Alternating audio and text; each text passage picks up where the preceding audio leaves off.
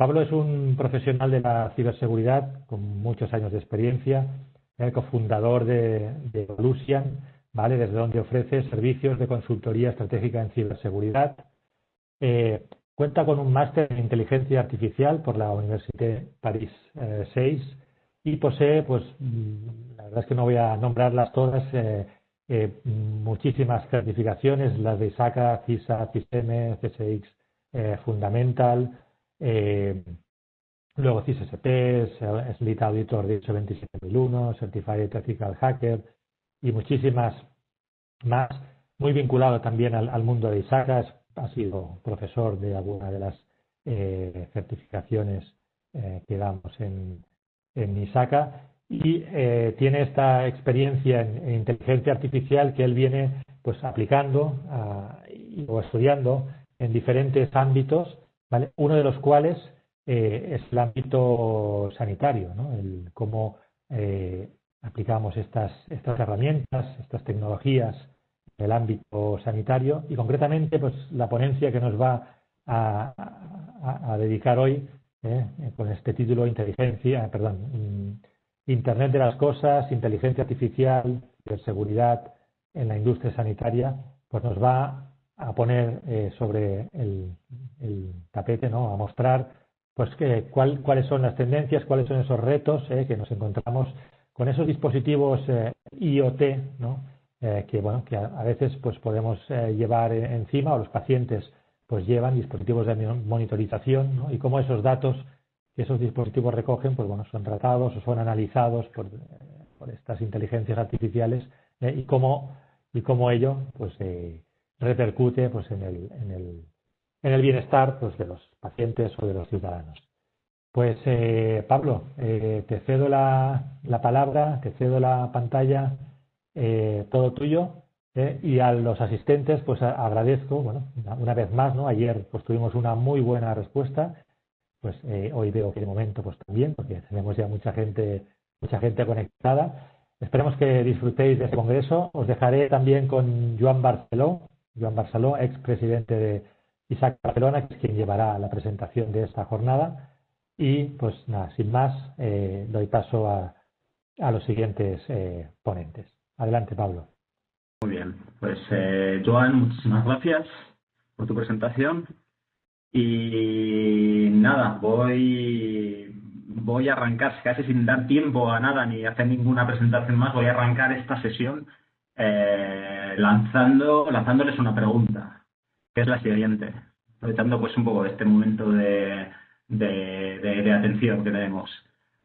A ver, ¿quién sabe lo que es este dispositivo que estoy compartiendo en esta primera slide? Y lo digo así a toda una audiencia que no me puede contestar.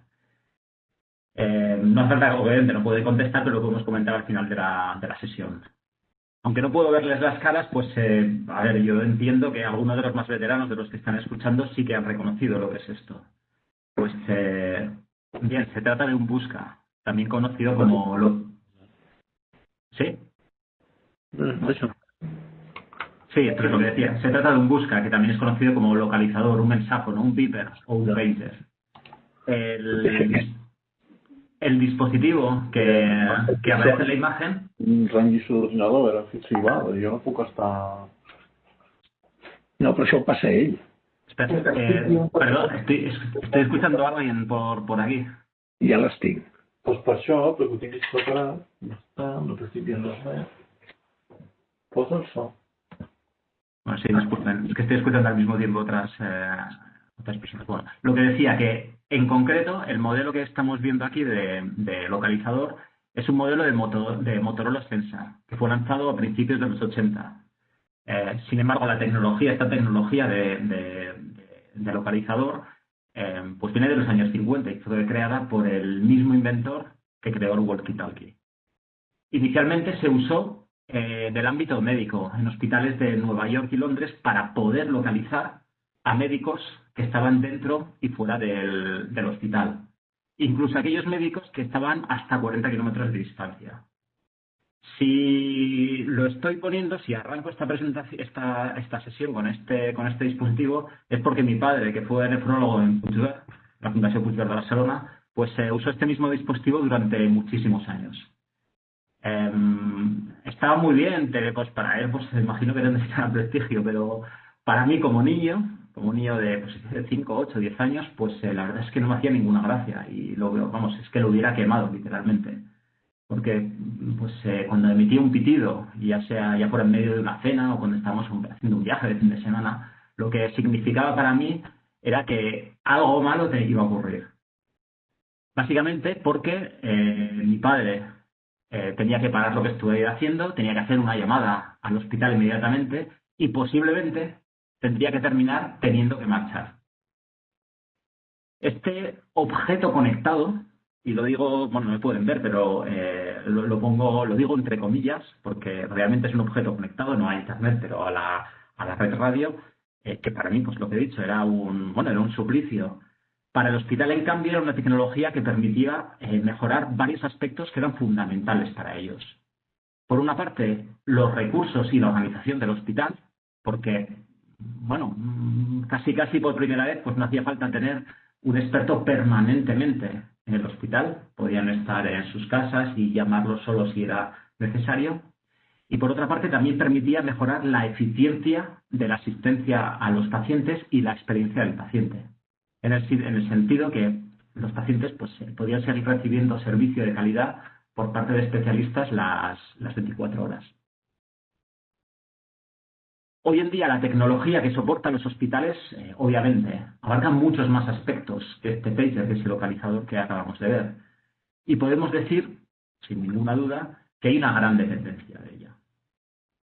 Es fundamental entender esta dependencia, porque la tecnología que está en el corazón de las actividades claves de los hospitales es al mismo tiempo el origen de nuevos problemas que pueden ocasionar situaciones de crisis a los hospitales y a sus pacientes, tal y como hemos visto este año con los ataques de ransomware a hospitales. Esta dependencia entre tecnología y sanidad es tan fundamental como la que existe entre la sanidad y la economía y la sociedad. Tal y como hemos visto y estamos viendo durante este año 2020, si la sanidad colapsa, las repercusiones sociales, económicas, incluso políticas, pues serán bastante grandes. Y vamos, doy por supuesto que todos los que estamos aquí en este congreso ahora mismo conectados, pues hemos sufrido directa o indirectamente tanto las consecuencias del virus como sus efectos indirectos. Por ejemplo, entre otras cosas, yo ahora mismo tengo familiares hospitalizados, llevamos varias semanas sin salir de casa al estar en cuarentena y ahora mismo, pues, lo dicho, estamos haciendo un congreso online, cuando normalmente tendríamos que hacerlo todos de una forma presencial. Como, bueno, pues ya me ha presentado Joan, yo soy Pablo Ballarín, soy cofundador de Valusion, una empresa que provee servicios TIC y de ciberseguridad a diferentes organismos como la ONU, y también colaboro con empresas que trabaja Joan como Govertis y Telefónica. En mi caso particular, pues hago bastante formación y también llevo a cabo investigaciones sobre el impacto de la ciberseguridad y la ética en tecnologías emergentes como el IoT y la inteligencia artificial.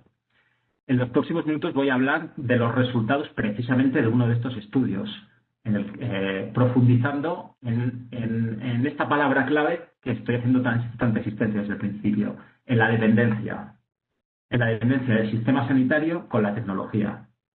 Y lo voy a hacer a través de los 3 ejes que vemos en la imagen.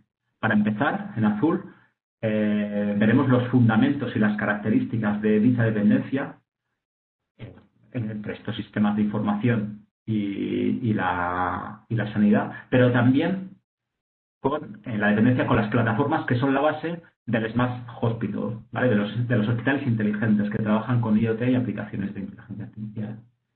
A continuación veremos los riesgos que conlleva dicha dependencia, sobre todo en relación con los ataques por parte de bandas organizadas. Y finalmente vamos a dar unas pistas sobre la forma o sobre las mejores estrategias que se pueden adoptar a la hora de minimizar la probabilidad y el impacto de dichos riesgos.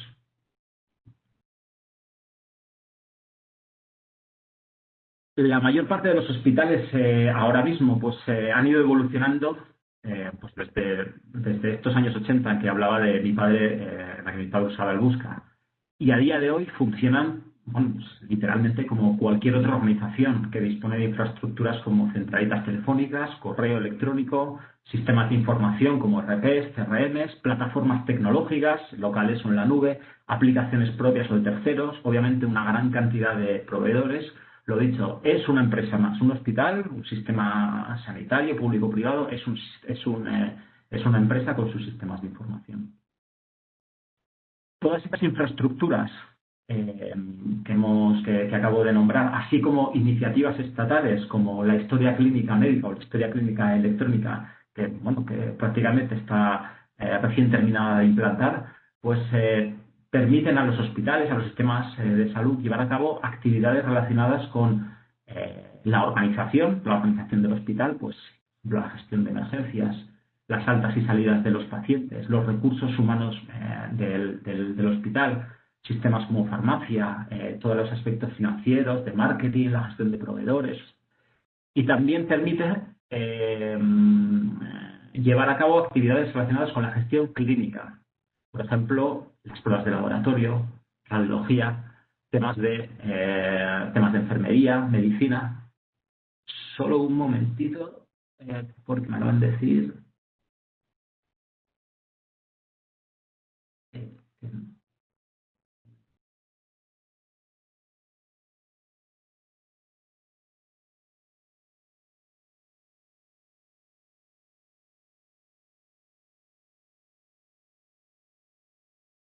Vale. No consigo conectar el vídeo, así que por si acaso voy a seguir tal cual. Entonces, es decir, toda esta tecnología que lo que permite es gestionar, pues lo que decíamos, las citas de pacientes, las camas, o la que ha permitido a mi padre, justo, pues casualmente en los últimos meses, justo antes de jubilarse, pues llevar a cabo consultas remotas, algo que no había hecho en 40 años, es la base de los hospitales. Y al igual que está ocurriendo en otras industrias, el mundo de la salud y muy particularmente los hospitales, pues también están aprovechando la combinación de otras tecnologías más emergentes como son los dispositivos IoT y las aplicaciones basadas en Big Data e inteligencia artificial para hacer frente a sus nuevos retos. Simplemente por resumir, les diré que por recordar, los dispositivos IoT, de forma sencilla, son objetos que pueden medir el entorno mediante sensores y generar datos de gran precisión y de una forma masiva y en tiempo real, y enviarlos a las aplicaciones locales o en la nube basadas en Big Data y inteligencia artificial, que lo que van a hacer es detectar tendencias y patrones, pues tendencias, por ejemplo, en la historia clínica o la evolución de una enfermedad de un paciente, y también generar predicciones, por ejemplo, en los diagnósticos médicos. Así pues, lo que se consigue es crear con todo esto, con todas estas tecnologías, una nueva capa de abstracción, que lo que permite es mejorar los servicios existentes en el hospital y crear también otros nuevos, a semejanza de lo que ocurre en otras industrias o en otras grandes empresas como Google, Amazon o Netflix. Y bueno, y no hay que olvidar que también los objetos IoT pues no solo generan información, sino que también pueden recibir órdenes y sobre todo actuar con el entorno de una manera u otra. Para que todo esto sea posible, el generar, el enviar información, el recibir órdenes, el actuar, pues hace falta, obviamente, una red de transporte de telecomunicaciones robusta y que sea multiprotocolo. Actualmente no estamos hablando así de futuro, actualmente ya existen ejemplos del uso de estas tecnologías en el sistema sanitario. Por ejemplo, los sistemas que ahora mismo permiten almacenar y transmitir imágenes médicas, los sistemas de radiología, sistemas de medición de presión sanguínea o de glucosa, o a un nivel también bastante avanzado, en el ámbito quirúrgico, los robots, como los robots de asistencia como los que se muestran en esta imagen. ¿De acuerdo? Son robots, en este caso es un robot perteneciente al sistema Da Vinci y en este caso esta imagen es una imagen de la Fundación Puigverd, usada, este sistema Da Vinci, usada en operaciones de próstata o de riñón. En este caso lo que hay es un robot esclavo que obedece a un cirujano o cirujana que está sentado enfrente de una consola y manipulando mandos, teniendo a su vez una visión tridimensional del interior del paciente. Con todo ello lo que se aumenta es la capacidad para operar, para llevar una operación con muchísima precisión, porque entre otras cosas lo que está facilitando es reducir el temblor y la fatiga del cirujano. A través de la consola que está manipulando el médico, además puede visualizar simultáneamente pruebas de imagen que se realizaron antes de la cirugía o localizar biopsias que resultaron positivas que están dentro de la próstata. Todo ello para ayudar a comprender mejor la anatomía de un tumor mientras se está operando. Finalmente, la consola, entre muchísimas otras cosas, la consola también permite utilizar un sistema de fluorescencia que ayuda al cirujano a localizar los vasos sanguíneos.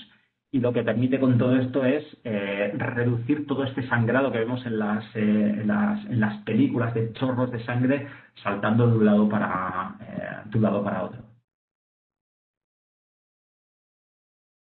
Cuando todas estas nuevas tecnologías de IoT, de inteligencia artificial, se usan de una forma global e intensiva en todo el hospital, para lo que hemos dicho, mejorar la asistencia, conectar con un sistema de salud más amplio, entonces estamos hablando de hospital inteligente o smart hospital, como se dice en inglés. Lo que hemos dicho, no se trata únicamente de mejorar aspectos como la gestión global. En este caso también lo estamos utilizando para optimizar la gestión de las instalaciones, a través de sensores de temperatura, sistemas de regulación, smart locks, también para intensificar al máximo la asistencia remota, algo que empezamos a ver con el COVID de una forma forzada, pero que todavía se puede llevar muchísimo más allá. Y también mediante uso de sistemas de identificación, escáneres biométricos, brazaletes inteligentes, sistemas de RFID, CCTV también conectada. Y casualmente hace justo 2 semanas salió el primer libro blanco sobre los Smart Hospitals. No sé si alguien de ustedes lo ha visto, cuyo objetivo era analizar las posibilidades que el uso de las tecnologías emergentes puede brindar a los hospitales para hacer frente a los nuevos desafíos que existen en los sistemas de salud. Este libro blanco se lo pueden obtener en la web, dentro de la web de la Comisión de Ingeniería Médica del Colegio de Ingenieros Industriales de Madrid, que lo llevó a cabo, este libro blanco, con la Asociación Española de Ingeniería Hospitalaria. Aquí también, al igual que los objetivos del Smart Hospital o la digitalización global y masiva del hospital, lo que busca es lo mismo que buscaba el hospital en los años 80 cuando usaba el Busca. Ni más ni menos que mejorar los resultados de salud, es decir, curar mejor y salvar más vidas, y también mejorar la experiencia del paciente, reduciendo los tiempos de espera y teniendo, en este caso, en el caso del Smart Hospital, acceso a más datos suyos y más aplicaciones médicas, además de mejorar el funcionamiento global del hospital y optimizar los recursos. Simplemente para que lo vean, sea como sea, ya sea ahora o con el Busca, los objetivos siguen siendo los mismos: mejorar. Antes de cerrar este apartado y lanzarnos a los problemas, quería señalar algo bastante importante, que es que todavía, por mucho que hablemos de esto, todavía estamos bastante lejos de tener un nivel de digitalización suficiente en salud. Por una parte comparto una imagen que resume un estudio realizado por KPMG en 2016, pero vamos que tampoco ha variado mucho, sobre el interés de empresas de diferentes sectores en la digitalización de sus actividades, y vemos cómo, en comparación con sectores como la banca, los seguros o las telecomunicaciones, en sanidad, en asistencia médica, todavía queda camino por recorrer. Y por otra parte, aquí está, comparto también una gráfica de la Sociedad Española de Informática de Salud, que es un organismo que depende del Ministerio, que depende de Salud y que está disponible en Internet, es la web 6.es, que lo que nos muestra es el porcentaje dedicado a las TIC, las tecnologías de información y comunicaciones, respecto del presupuesto global sanitario estatal. Como ven, es en la tercera fila, presupuesto de las TIC respecto al global sanitario, ronda siempre el 1,2%. Y encima y además la tendencia es a la baja. Para que nos hagamos una idea, una comparación, en los países europeos más avanzados el porcentaje suele rondar el 3%. Así que, pues como ven, aquí también queda bastante camino por recorrer. Así que para seguir precisamente en este camino de digitalización masiva, camino que no lo olvidemos en estos temas de dependencias, lo que debe conducirnos es a mejorar la asistencia, la experiencia del paciente, la gestión. Se requiere de esto que hemos dicho, de presupuesto, de una estrategia adecuada, obviamente de formación, pero sobre todo, lo que requiere es saber gestionar los riesgos o uno de los riesgos que más daño están haciendo ahora mismo a la sanidad, que son los ciberataques que están teniendo cada vez más impacto en el sistema sanitario, además del uso inadecuado de los datos de pacientes por parte de empresas terceras como los brokers, data brokers. En este sentido, respecto a los ciberataques, comparándolo con lo que pasaba en los 80, pues el pager, ese localizador que les he enseñado, ese no podía ser atacado de ninguna manera. O igual sí que hubiera podido ser atacado, pero la probabilidad de éxito realmente hubiera sido muy, muy baja y el impacto realmente hubiera sido también bastante bajo para el hospital. Es decir, como mucho, pues, no se hubiera podido localizar a un médico en un momento determinado. Tampoco se hubiera hundido el mundo. Realmente, para poner en riesgo un hospital en ese momento, en los años 80, se hubiera tenido que actuar sobre elementos no tecnológicos, como son los archivos en papel o el personal. Por el contrario, hoy en día es relativamente fácil para una organización criminal atacar un hospital o una empresa dedicada a la salud. Por una parte, pues, es lo que acabamos de ver, existe una gran superficie de ataque que no para de crecer y que no cuenta con la debida protección. Por la otra, el crimen organizado ha evolucionado mucho, de hecho ha evolucionado muchísimo, aceleradamente, en los últimos meses. El problema es que el impacto es muy alto, muy, muy alto, ya que debido a esta dependencia tan grande que hay con la tecnología, si esta queda indisponible, actividades claves se van a ver afectadas y esto puede perjudicar de una forma muy, muy, muy directa al paciente y su vida. Por ello, los hospitales son siempre víctimas históricas de los ciberdelincuentes. El mayor peligro actualmente es el de ataques basados en ransomware. Bandas criminales, principalmente de países del este, consiguen infectar una gran cantidad de equipos para cifrarlos y bloquearlos.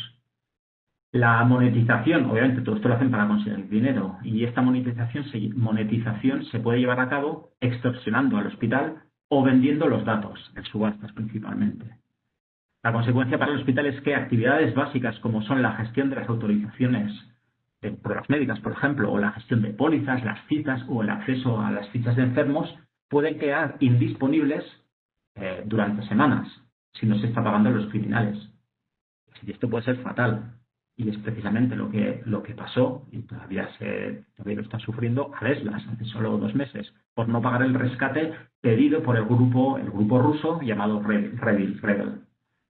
Los pacientes de Aeslas, John Serios, además de sufrir las consecuencias, yo por ejemplo no puedo terminar tengo todavía un agujero en la boca, no me lo han podido terminar la ortodoncia, pues también corremos el riesgo de ver nuestros datos médicos expuestos, en este caso en el portal HardyBlock de la Dark Web. Y simplemente para que lo sepan, ataques similares pues los ha habido con menos impacto, pero también los ha sufrido, pues por ejemplo, hospitales Moisés Broggi en Sant Joan d'Espí hace solo 2 meses también, o el hospital de Torrejón a principios de año.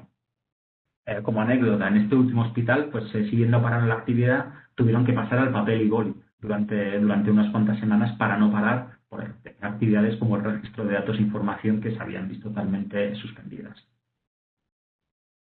Donde este tipo de ataque sí que ha ido mucho más allá es en Estados Unidos, donde solo en las últimas semanas alrededor de 30 hospitales sufrieron ataques como los que hemos visto.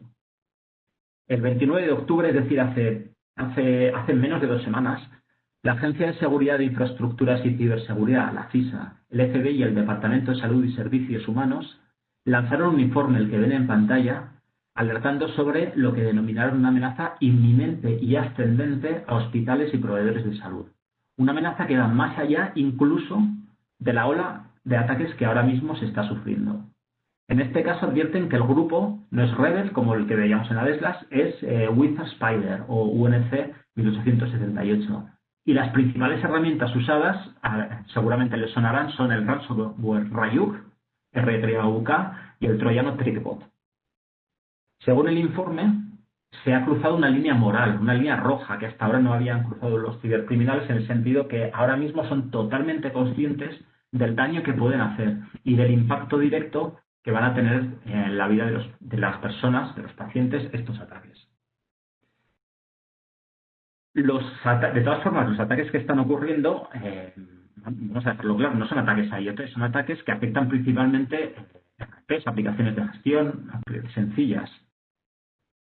Sin embargo, hagamos un ejercicio de abstracción. Imaginemos esta situación en un escenario más avanzado, de digitalización más avanzada, de Smart Hospital, por ejemplo, donde un ataque también puede afectar a aplicaciones basadas en inteligencia artificial, las que hemos dicho que se usan para tomar decisiones o para hacer predicciones en los hospitales o para enviarles a, por ejemplo, dispositivos IoT que están conectados y que además pueden actuar con el entorno y que pues, están poco protegidos por la falta de estandarización que existe en la actualidad.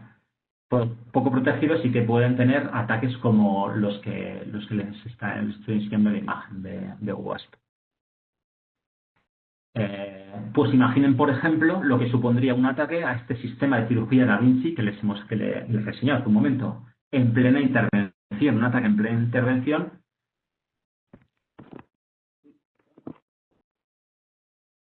Un ataque en plena intervención por parte de las bandas organizadas que han cruzado, como hemos dicho, ya han cruzado esa línea roja. Si no se le pone freno desde el inicio, los problemas no solo aumentarán de forma exponencial, también aumentará la gravedad. Y antes de terminar con este apartado, también señalar el otro punto fundamental de la seguridad, que tiene que ver con el uso inadecuado de los datos de pacientes por parte de empresas que los recopilan sin ningún tipo de consentimiento y sorteando las distintas legislaciones de protección de datos, porque dicen que están anonimizando los datos los datos personales de pacientes. En Estados Unidos, empresas como Optum recogen estos datos desde los años 90. Información de alrededor de 150 millones de pacientes tienen actualmente, que incluyen diagnósticos, test, citas, datos socioeconómicos. Y con ello, ¿para qué lo hacen? Pues para generar perfiles que son vendidos a aseguradoras, bancos, empresas de educación, de alquiler de casas o apartamentos. El problema aquí radica tanto en el negocio multibillonario, en el que obviamente el paciente no participa de ninguna manera. Ese es por un lado uno de los problemas, y también el otro es la asimetría de información entre el ciudadano y las empresas que tienen que son críticas para nuestra vida, estas aseguradoras, estos bancos que nos ofrecen hipotecas, empresas de las que dependemos para trabajar y que pueden llegar a tener estos perfiles nuestros a la hora de negociar con nosotros. Así que recuerden las dos ideas fundamentales que hemos estado hablando. Por un lado, el hospital es cada vez más dependiente de la tecnología, y esta representa no solo la clave para su optimización y su mejora, sino también uno de sus mayores riesgos.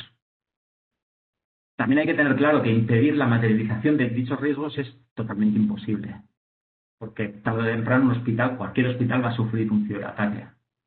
Y por otra parte, es bastante complicado impedir que empresas terceras hagan un uso indebido de los datos de pacientes. Sin embargo, lo que sí podemos hacer, o sí que se puede hacer, es tomar acciones que minimicen la probabilidad y sobre todo el impacto de estos riesgos. Y la única manera que tenemos de proteger esta tendencia, y realmente pues eso, es la única manera que vamos a tener de proteger esta dependencia, una tendencia que ya no tiene marcha atrás. De forma muy resumida podemos distinguir, o yo veo, 3 tipos de iniciativas. Las que pueden hacer los fabricantes de dispositivos, evitando estas vulnerabilidades de IoT como las expuestas en hace 3 slides por OWASP, y haciendo fiables las aplicaciones de Big Data e inteligencia artificial. En segundo lugar, iniciativas que pueden llevar a cabo gobiernos y organismos internacionales a través de, pues impulsando estándares de securización, leyes globales de privacidad que tengan en cuenta pues estos trucos como las falsas anonimizaciones de las empresas para poder traficar o para hacer un uso indebido de los datos. En este sentido, pues a nivel de estándares, por ejemplo, la ETSI sacó el junio pasado el estándar europeo en materia de seguridad para IoT en el ámbito para consumidores, y ENISA ha sacado ya diferentes publicaciones en lo que son requerimientos de seguridad para entornos IoT. Asimismo, la ISA, la Sociedad Internacional para la Automatización, también está desarrollando un estándar de ciberseguridad para sistemas de control y automatización en la parte médica. También en el tema de gobiernos quiero apuntar una cosa muy importante, que es las acciones conjuntas que se pueden hacer contra el crimen organizado, tal y como ocurrió hace poco, hace 2 semanas también creo, con la ofensiva que llevó a cabo Microsoft en conjunto con el Comando de Ciberdefensa americano y otras empresas privadas de ciberseguridad, que lo que lograron fue neutralizar la botnet TrickBot, esta botnet usada por las bandas rusas en los ataques de ransomware a hospitales. Finalmente, lo que sí podemos hacer, sobre todo nosotros, entiendo que la mayor parte de nosotros que trabajamos en TIC, en ciberseguridad, en auditoría, es definir estrategias claras que apliquen las buenas prácticas de seguridad de los estándares en todo el ámbito de la cadena, en equipos, en redes, en datos, aplicaciones, en la formación, en la concienciación y sobre todo gestionando los operadores, los proveedores que nos van a dar todas estas soluciones de inteligencia, de IoT, ya sea en local o en la nube. Y ya por concluir, simplemente quiero concluir diciendo que, bueno, una reflexión, que mi padre se jubiló como médico este pasado verano, en pleno COVID, ni siquiera se pudo despedir.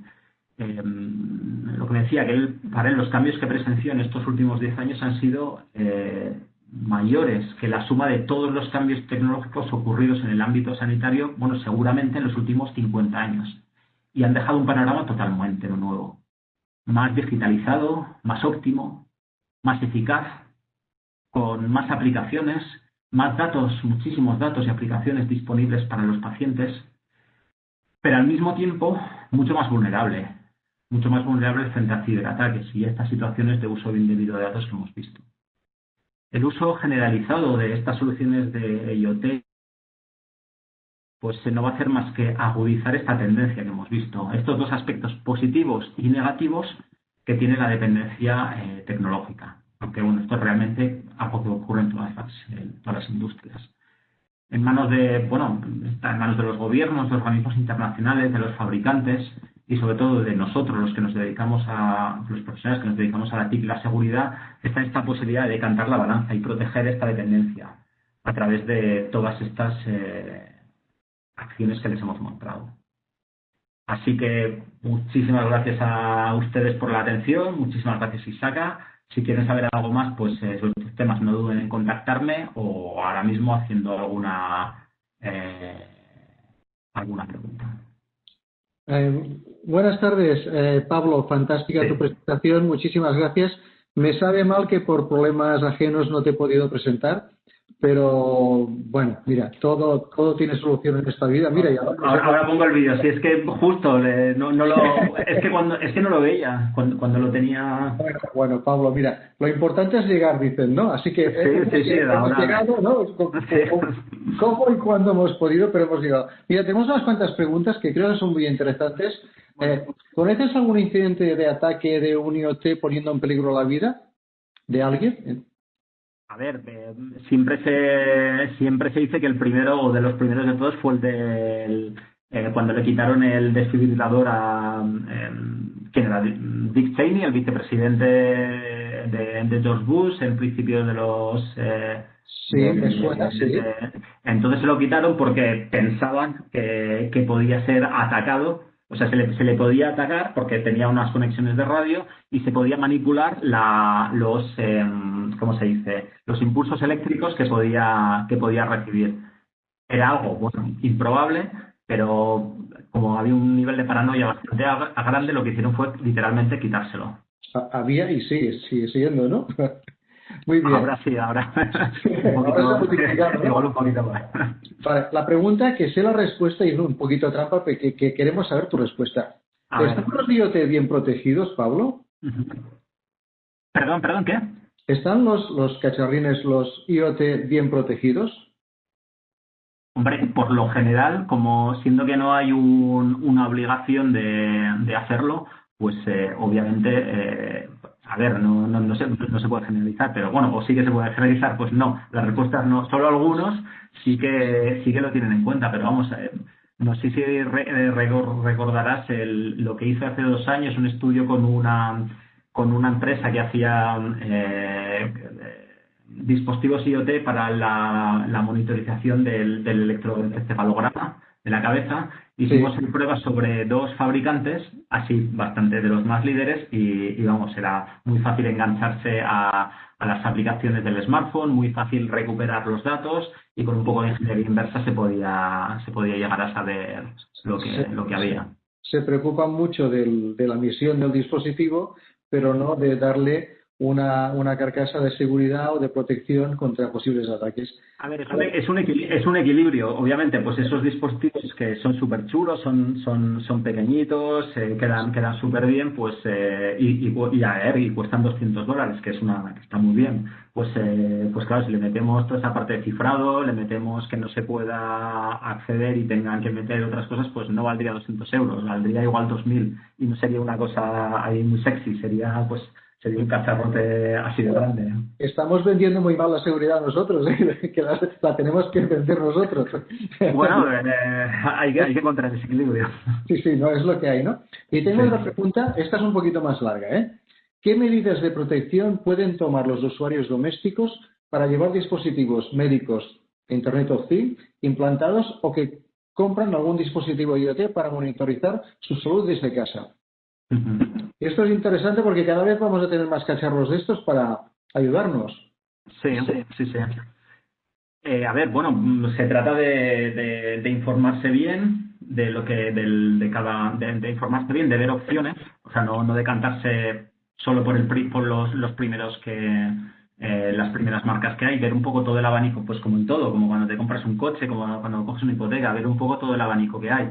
Los habrá muy baratos, pero bueno, pero hay que ver por qué son tan baratos. Lo barato, pues al final, pues tiene trampa muchas veces. Ver qué es lo que implica, las implicaciones, ver si se puede desactivar servicios que no nos interesan, ver qué es lo que pasa con los datos, dónde se están enviando, qué uso se está haciendo, y sobre todo las posibilidades de parametrizar. Creo que los profesionales de la seguridad tenemos faena para rato, porque todo esto que decimos es muy fácil de decir, nos toca decirlo, ¿no? Sí, hay que cuando van a comprar dicen 200, 4.000 o 200, 400, pues sí. Esto. Pablo, ha sido un placer tenerte con nosotros, te lo agradezco. Igualmente. De verdad, lo sabes que es un placer tenerte. Se nos ha comido el tiempo, como siempre, que es nuestro pinche verano. Así que te damos un abrazo, te agradecemos mucho tu presencia y hasta pronto, que sabes que pronto volvemos a estar juntos. Muchas gracias. Seguro. Muchas gracias a vosotros. Porque no lo podemos tener en persona. Muchas gracias. Gracias a vosotros.